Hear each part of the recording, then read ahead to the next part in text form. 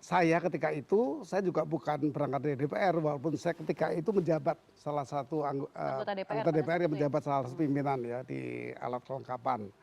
Saya berangkat dari pribadi dan semua hakim agung tidak ada yang dari DPR, ada DP3 dulu, tapi juga bukan dari DPR mengusulkan menjadi hakim agung. Oke. Memang ada perbedaan. Hakim yang terpilih nanti akan bertugas seperti apa, sehingga kriteria apa dia layak di situ.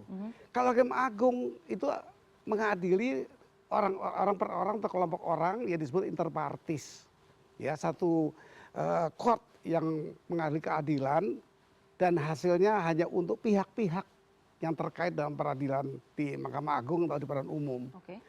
Nah, ini berbeda kalau untuk Mahkamah Konstitusi dia erga omnes. Putusan itu mengikat seluruh masyarakat lembaga yang ada di Indonesia ini. Itu yang berbeda sehingga berat sekali untuk bisa mengangkat seorang calon hakim konstitusi dan bertugas untuk nantinya memutus tentang erga omnes, wilayah hukum yang berlaku dan harus taati oleh semua masyarakat di Indonesia, termasuk lembaga-lembaga negara. Ini harus dibedakan.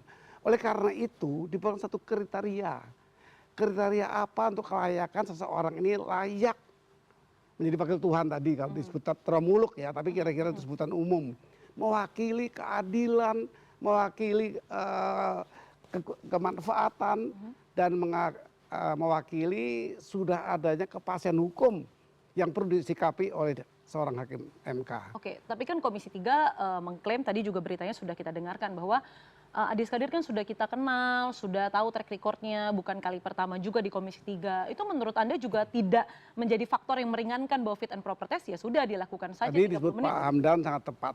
Harus ada kriteria lain yang artinya publik mengetahui secara transparan pemilihannya. Apakah sudah transparan? Bukan hanya soal ketokohan berarti ya Prof? Bukan prosedurnya. Ini kan kita bicara prosedur untuk orang bisa kriteria apa bisa masuk. Itu ada transparansi yang kuat sekali.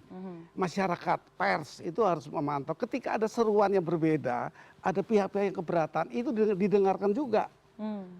Serta-merta diabaikan terus berjalan seperti apa karena kewenangan, karena kekuasaan. Tentu tidak begitu. Kalau ada keluhan masyarakat yang transparan tadi, apa wujud transparansinya itu? Yaitu suara-suara yang ada keberatan diperhatikan oleh DPR. Jadi tidak langsung ke MK mestinya ya. DPR itu juga punya kewajiban dan punya tugas dan kewenangan. Bagaimana menyikapi yang dirasakan oleh masyarakat dengan hal ini, pengangkatan ini. Mungkin begitu.